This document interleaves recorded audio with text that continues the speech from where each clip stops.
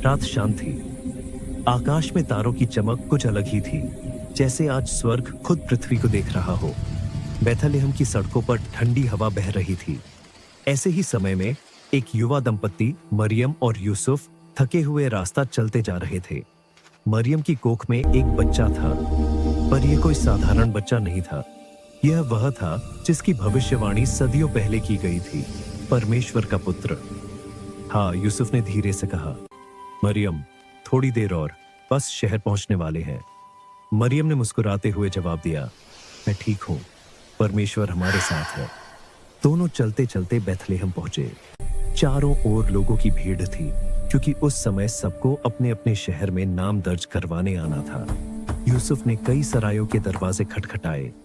कहीं जगह है, मेरी पत्नी को आराम चाहिए।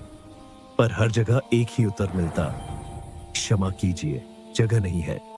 अंत में एक सराय वाले ने दया दिखाते हुए कहा, अंदर तो जगह नहीं, लेकिन पीछे एक अस्तबल है, अगर चाहो तो वहीं ठहर सकते हो। यूसुफ ने मरियम की ओर देखा। मरियम ने सिर हिलाकर कहा, यह भी पर्याप्त है, परमेश्वर की इच्छा है। वे अस्तबल में पहुंचे, जहां पशुओं की हल्की हल्की आवाजें वातावरण में गूंज रही थीं। सूखी घास बिछी हुई थी। वहीं आधी रात के समय एक चमत्कार हुआ। आकाश के सितारे मानो रुक गए, हवा में अद्भुत शांति छा गई, और उसी पल मरियम ने एक सुंदर शिशु को जन्म दिया।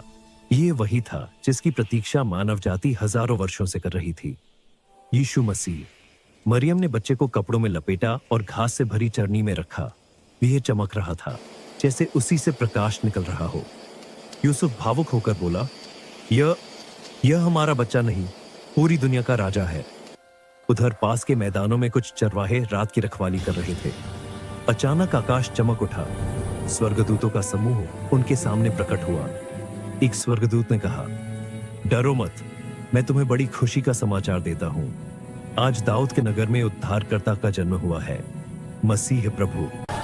फिर हजारों स्वर्गदूतों ने एक साथ गाना शुरू किया, स्वर्ग में परमेश्वर की महिमा हो और पृथ्वी पर उसकी प्रसन्नता उन लोगों पर हो जिनसे वह प्रसन्न है। चरवाहे खुशी से दौड़ते हुए बेथलेहम पहुंच गए और उस नवजात यीशु को देहधारी परमेश्वर के रूप में पहचाना। वे घुटनों के बल गिर पड़े।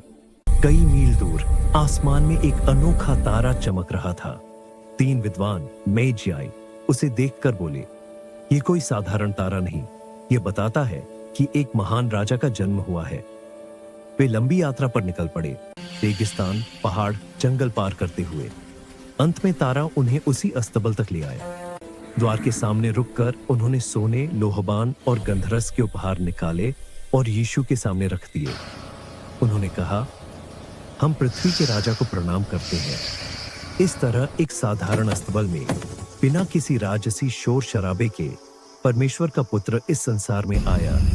वह न तो महल में पैदा हुआ, न बड़े परिवार में, बल्कि एक गरीब जगह में, ताकि हर गरीब, हर गिरी हुई आत्मा और हर टूटे दिल को ये बता सके, मैं तुम्हारे लिए आया हूं। यीशु का जन्म सिर्फ एक ऐतिहासिक घटना नहीं, यह परमेश्वर का सबसे बड़ा प्रेम पत्र है दुनिया के लिए।